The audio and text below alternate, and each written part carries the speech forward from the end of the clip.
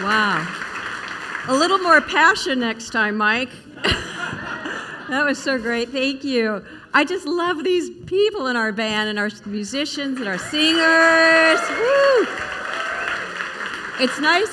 They get me so riled up and excited to talk to you. I'm so just thrilled to be here today.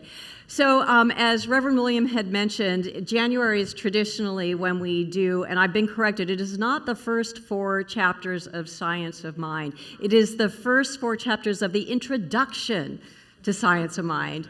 But really, those 4 chapters kind of set you up to understanding what this philosophy is about.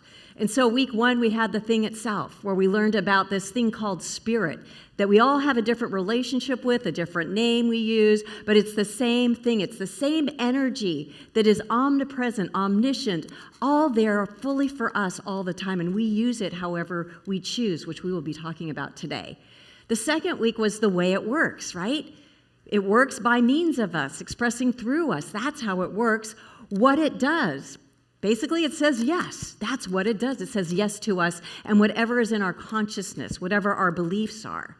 So today, it's how to use it. This kind of completes our 4 chapters. And that's why we had the song, It's in the Way That You Use It, because today, Reverend William and I are going to be talking about how you use this amazing power, these amazing principles. And we're going to teach you how to use them in a way that is conscious, that is effective, that is productive, that brings you the life that you want to live. Because the truth is, we're always using it. It's just, are you conscious of it?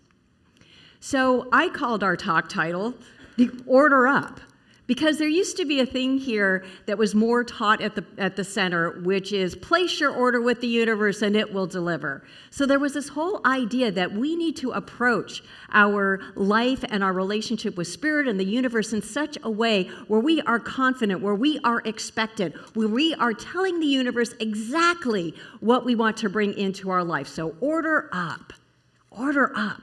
And that's what is ours to do. We have the power to bring into our life everything we choose. And many of us don't know that. How many of you know that?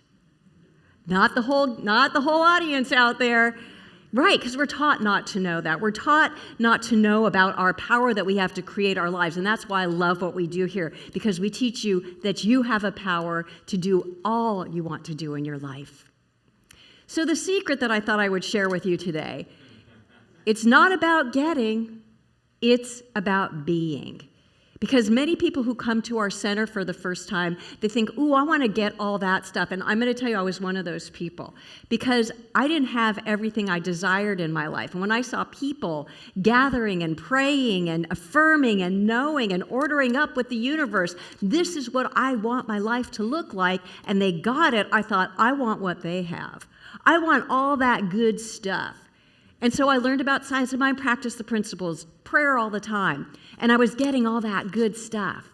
But then a day came when I said, you know what, it isn't about all the getting, it's about being. It's about being in such a consciousness, such a high consciousness of knowing who I am as this spiritual being, knowing of my oneness with all life, with the universe, with these principles, and just using them daily and realizing I just need to be that. I just need to be that, and the universe showers into my life everything that allows me to be happy, joyful, healthy, and well. That's really what it's all about, in my mind at least. So Ernest Holmes says this. Oh no, this is me, not Ernest. Excuse me. Ernest Holmes did not say that. Plagiarism. Oh, I love that. So this whole thing we were talking about on week 1, the it, right? The thing itself. So the it is the energy that is neutral, it's alive, it's creative, it's active, and it demonstrates at the level of our belief. So, just goes to show, if you don't like your life, you got to look at your beliefs, because you are affecting that energy at the level of your beliefs. So if you believe in lack and limitation, if you believe that good things never happen to you, that energy is going to say, you got it, you got lack, you got limitation, you called it in. So the responsibility, as we always teach, it's on us, right? And it's not that easy to change our beliefs. I get it. It took me a while to really get that thing going. But that's where the solution lies. It lies in our dedication and our persistence to be able to change those false beliefs that do not deliver the goodness of life, for us to change those so that we're vibrating at a place of expectancy and joy and good stuff. So that's the life that we have. So we need to become an energetic match for the life we want to experience. So if you want a life that's just filled with love, you got to be the love. If you want a life that's really healthy and well and joyful, you need to have a consciousness that reflects health and wellness and joy, right? If you want great relationships, then you need to be a good friend. You need to vibe at that level of whatever you want to bring into your life, because really, folks, it's all about energy. And we teach you how to get into that energy. And I'm going to tell you how we do that. Not yet. Not yet. I'm in a mood, what can I say? So we must participate actively. I know, excuse me, sorry. We must actively participate in our lives. We have to become observers. We have to be with our mind and our thinking and really pay attention. And so we've got to take ourselves off of autopilot. I know it's really easy. You don't have to think. You can just be in this energy of just more of the same. But who wants a life like that, right? Get off of autopilot and start being present. Start paying attention to your thoughts and your beliefs. Be the observer. Be curious about it all. You may not like what you see, but you know what? That's part of the healing journey. Sometimes we don't like what's being revealed to us, but if we never look at it, we cannot change it. And I'm here to tell you, I had a lot of ugly beliefs going on inside of me, and I had the courage because I wanted a better life. So I did my work, and I said, oh my God. And I said, I can change that, though. I don't have to keep living in that, right? I mean, I used to think that I would never amount to anything. I thought I would just have a life that was kind of mediocre. And then I came here, and I realized I can choose not to have that. And so I changed my beliefs about myself. I realized that power we call spirit, that is everywhere present all the time, is alive and well inside of me. And what an extraordinary energy that is to have working in, as, and through you, right? That's huge, right? Big. Woo! You know, we've got that. And I love waking people up to that, because when people finally get that, it's like the whole world changes. The whole world changes. So it's good to notice your thought patterns and change those that are not loving. We don't want to have thought patterns inside of ourselves that aren't life-affirming or that are reacting to life in ways that are negative. We want to get things really tuned up. And again, I'm going to say this. I am not saying that you're going to be this namaste all the time. Life is what it is. Life is what it is. What we are teaching you here is how to pay attention when those things rise up and you're not in a good space about stuff, and you can see what you're believing, how you're perceiving, what is going on in your mind that you need to look at that will bring you into a better space. So this is earnest. Now this is earnest, and it's from the chapter that we're doing today. We should learn to control our thought processes and bring them into line with reality. And he puts a capital R on that. Whenever you see a capital letter on a word with earnest, that means it's a God quality or it's a spirit thing. So when he's saying bring them in line with reality, he is saying the great reality of who we are as spiritual beings. When we can bring our thoughts in alignment with knowing the power and presence that we have inside of ourselves to be creative, to create life, to move in new directions, when we have our thoughts there instead of in the gutter, we're going to go a lot farther in our lives. Thought should tend more and more toward an affirmative attitude of mind that is positive, stable, and above all else, toward a real unity with spirit that is already perfect, complete, and perfect. And I know people they roll their eyes when we go, you are perfect and you're complete. You are. You are perfect and complete because you have the wholeness of life inside of yourself. We don't define perfect and complete on human terms ever in this room, ever. Because that's subjective, it's relative, it's just whatever's happening in the moment. But there is an eternal perfection in you that cannot be touched, that's there with you always. And when our thoughts are in alignment with that and knowing that, then it's just all so good. Full speed ahead in your life. We got to cultivate faith. This is earnest again. We should be able to look at a wrong condition with knowledge we can change it. And I love this. Because as I said earlier, life happens, things go awry. But Ernest tells us to have faith. To have faith that even though something may look like it's not happening in the way you want to, or it doesn't look good to you, you have the ability to change it by changing your relationship with whatever it is and seeing the positive, seeing that there's infinite possibilities to move in a new direction. This is so vitally important. And this is one of the core teachings of our philosophy, to know that we're not stuck in anything.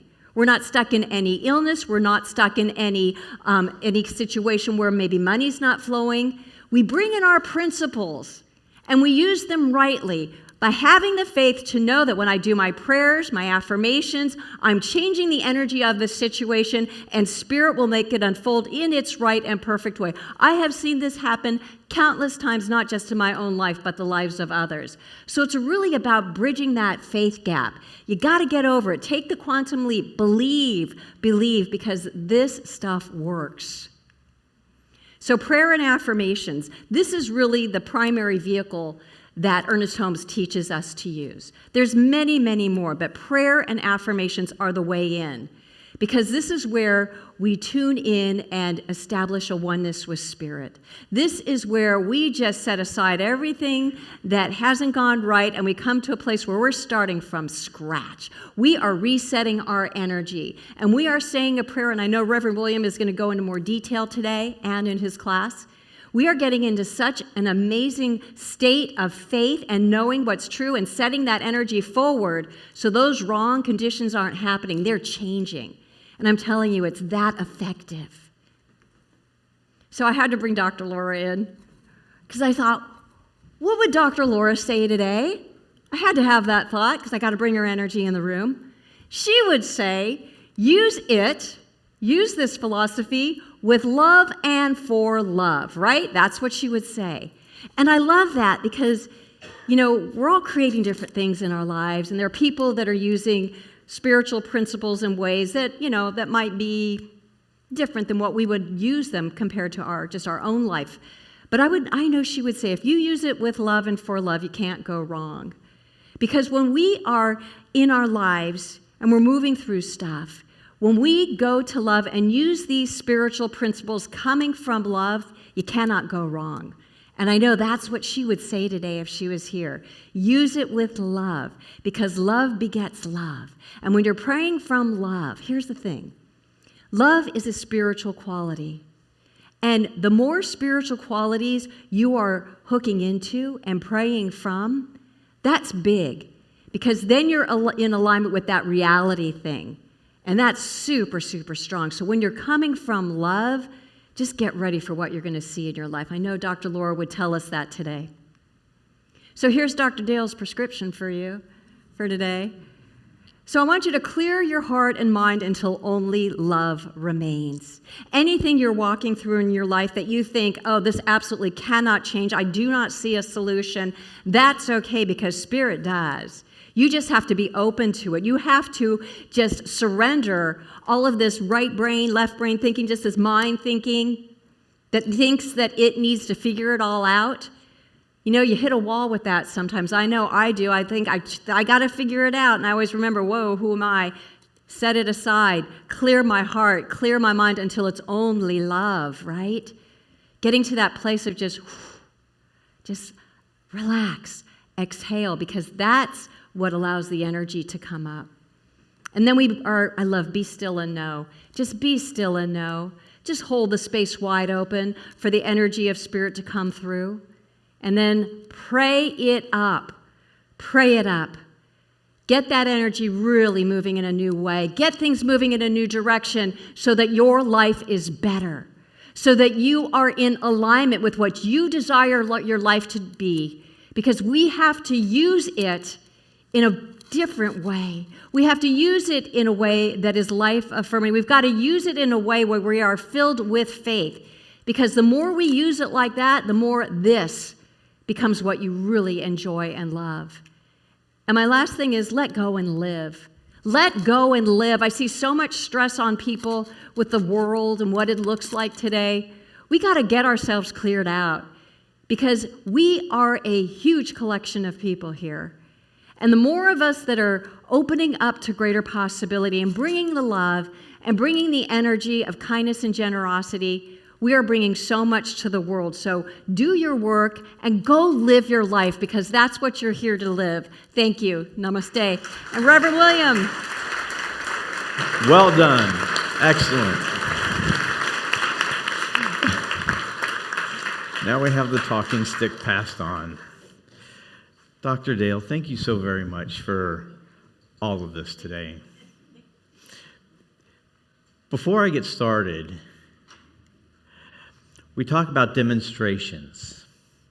And today, sitting in the back, I just realized I just did another demonstration. And a demonstration is basically a quick little prayer. It's what is when the prayer is answered. And for the past few months, when people ask, like, what do you do here? And, well, I do a talk, and, but it seems more often than not, when I do a talk, I have to work in the back, because that's where I started off, doing the lighting and the videos and stuff like that. And look at what just happened. I just realized right now, here I am sitting in the back, doing the lights, doing the slides, and I'm doing the talk. So let's see how this happens. So how do we use it? Dr. Dale did a great first half. And now halftime was already over. Getting ready for football. Halftime, everybody. Playing it in. And now we're for the second half. Because knowing spiritual truth without using it changes nothing. That's why we need to learn how to use it. All the talking in the world and sitting in your chairs week in and week out and listening to us talk makes you feel good right here and now for this hour.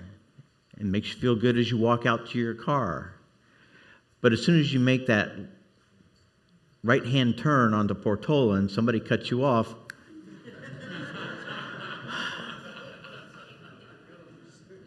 but because knowing spiritual truth without using it changes nothing.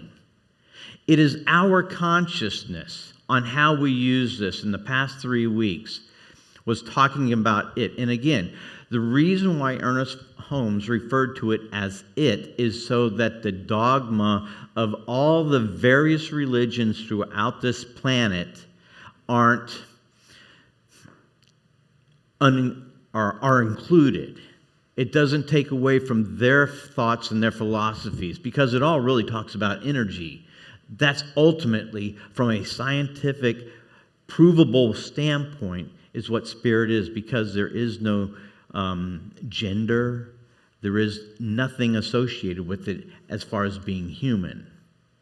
It is the humanness within inside of us, or more so, the spirituality within each and every one of us.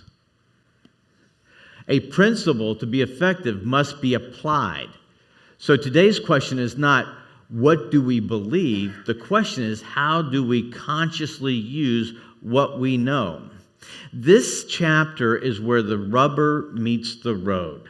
Again, sitting here listening to us talk week in and week out and going off and still living as you have from Saturday and back, how do we improve our lives? It's right there.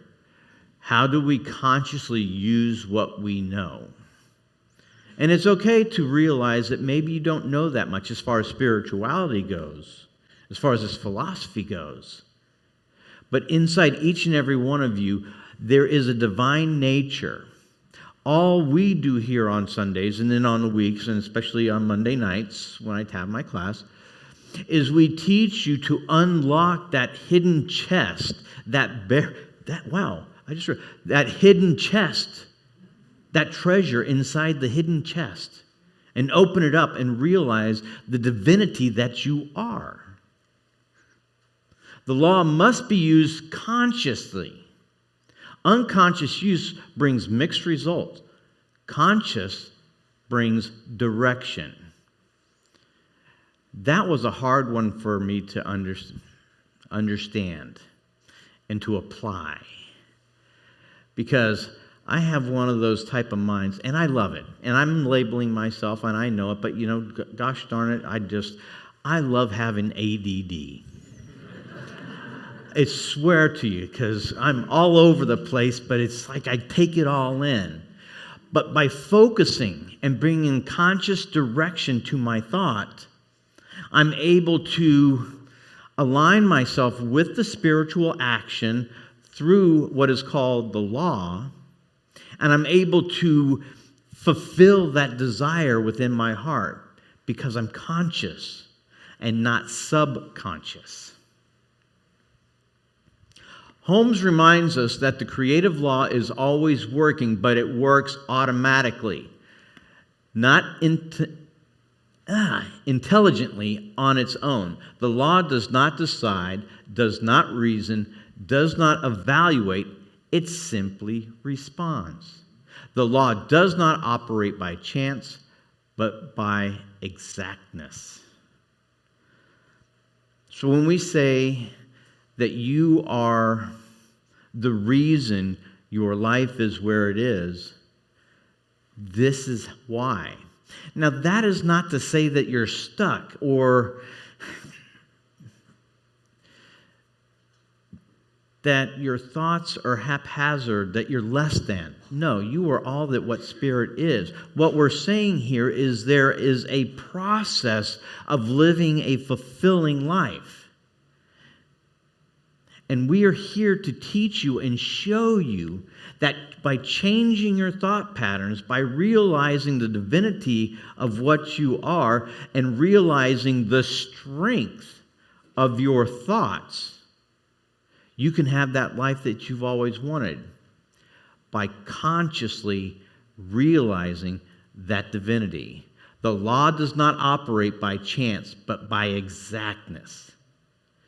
So all that Spirit is relies upon my shoulders, relies upon your shoulders by exactness.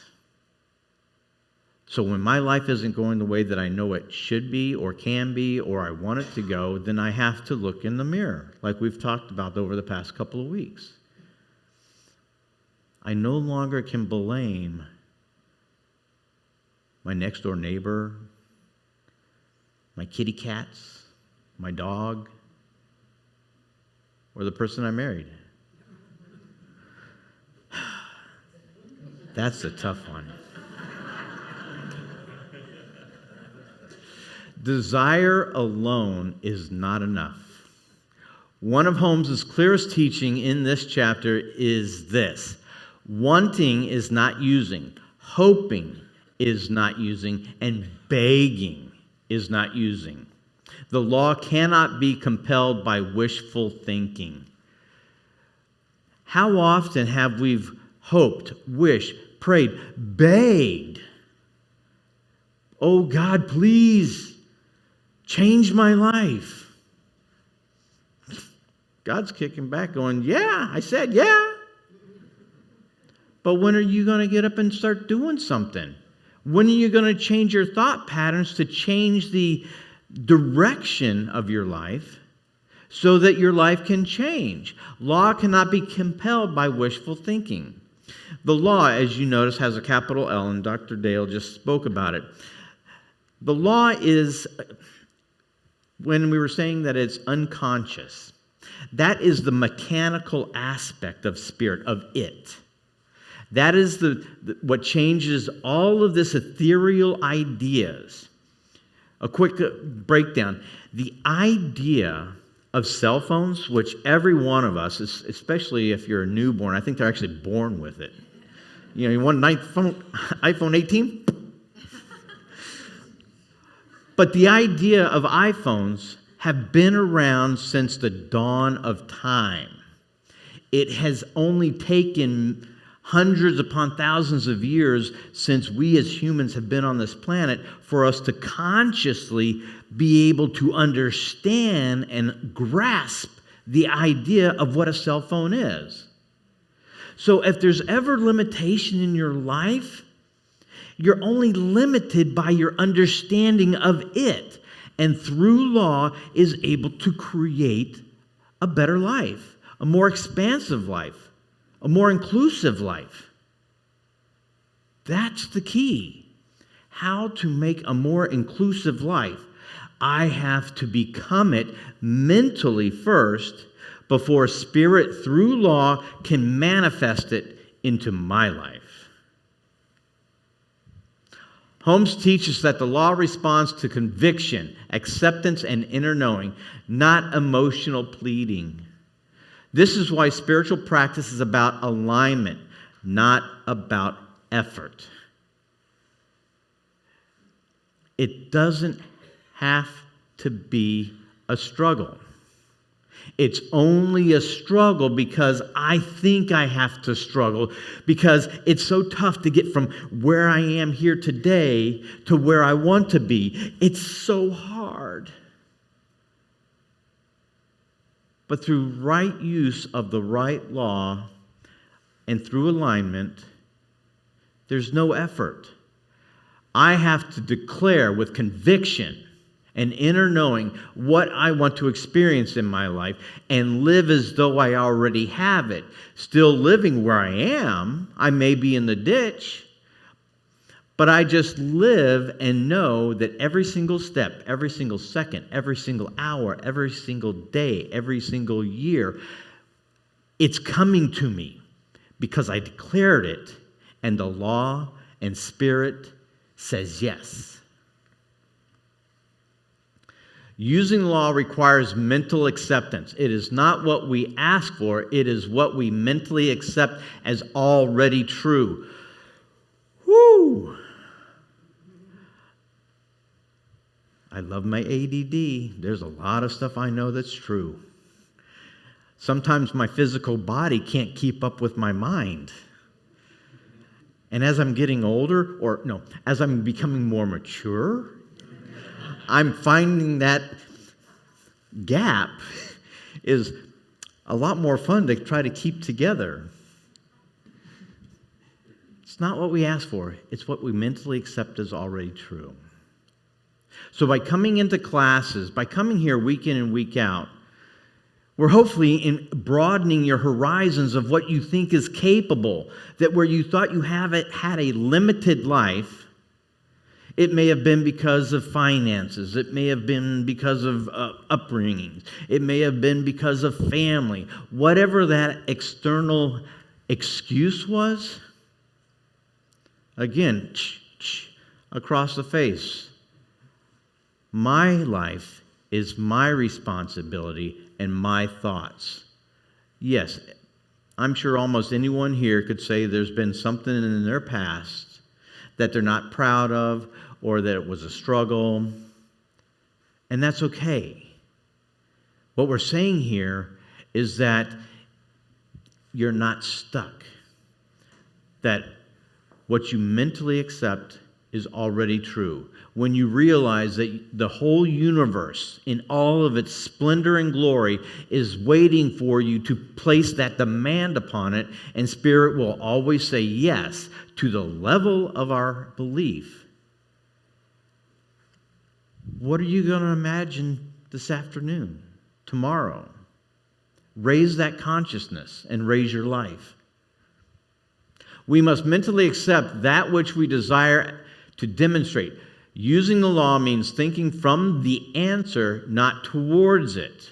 Feeling at home in the good we declare and removing inner contradiction. The law responds to clarity, not struggle. How wonderful is that? How many times have you thought life is a struggle? Well, guess what? That was a prayer. Because you consciously believe what you just declared. And what does Spirit do?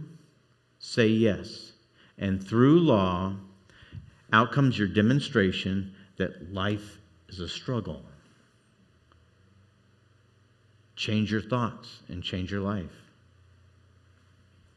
Faith is not foolish belief in the impossible. It's knowing of the possible.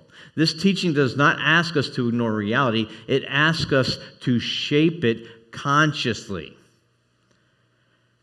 Consciously, people, not asleep, not on autopilot, not in the collective of what's going on. Yes, there's a lot of stuff going on right now. Can't deny that fact. But it's a struggle because there's all of this consciousness. But we, and I say we because this is our center, this is our belief system. We are not discarding what's going on, but we are saying that we're not buying into it, that we can change through love and action, that just because somebody who might just happen to be sitting right next to you and you don't know it might think differently. And I bet you, I can tell you right now with a fact, there's about 150, 180 people. There are 180 different ideas about the way this world should be right here. But look at us. We're just sitting here on a Sunday, singing songs, holding hands, honoring one another, loving each other, but knowing the truth as individuals. Be the spark of change by being that change from separation to love. Be that as your marker. Be love in action. You might be asking, how do I accomplish this? Ernest Holmes calls it spiritual mind treatment, but it's also known as a prayer. And I know we're going a little bit long, but I'm going to be a little bit faster. Spiritual mind treatment, because this is more of a science style or a quantum physics style, because now that's the new buzzword, he used it as a way of being a prayer. So when you read our books and you hear us talk about it, sometimes when we talk about a spiritual mind treatment, just know it's nothing more than just a prayer. That's all it is. But the prayers we teach are not the begging, not the hoping, not the pleading. We are teaching you to place your order, your custom order, the double Whopper with extra cheese, grilled onions, or your tofu, whatever tofu people eat. But place your order and God says yes. Treatment is not conscious movement of thought from a belief in limitation to realization of freedom. There we go. Limitation. We are not limited. You are not limited. I am not limited. We are free. We are free to believe and act how we want, but cause and effect. We do not push the law, we align with it. We align with the spirituality of this all-encompassing, all-knowing, omnipotent power, and we align with the process of evolution of life through the evolution of our thoughts. Declare with authority, speak from the inner certainty, and let the law do what it always does. So we leave here today remembering the law works always, forever, no exception. We can use it. And I might say, we have been using it. Let that sink in. Where we are right now, as an individual, as a state, as a city, as a community, as a world, we have been using it. Let's change our thoughts and change our reality. We use it through our conscious thought, not subconscious, again, not the hoping, not the pleading, but through conscious. Place that demand upon spirit and let law bring it to you how it does. You don't have to figure out how to bring it to you. You just have to live that expectant life knowing it is already answered and already done. And it responds with precision. High tolerance, meaning there's not that gap between what spirit is and what we are. There's a very high tolerance. And for engineers, you understand what I'm talking about. And with that, and so it is. Now let's go live that life.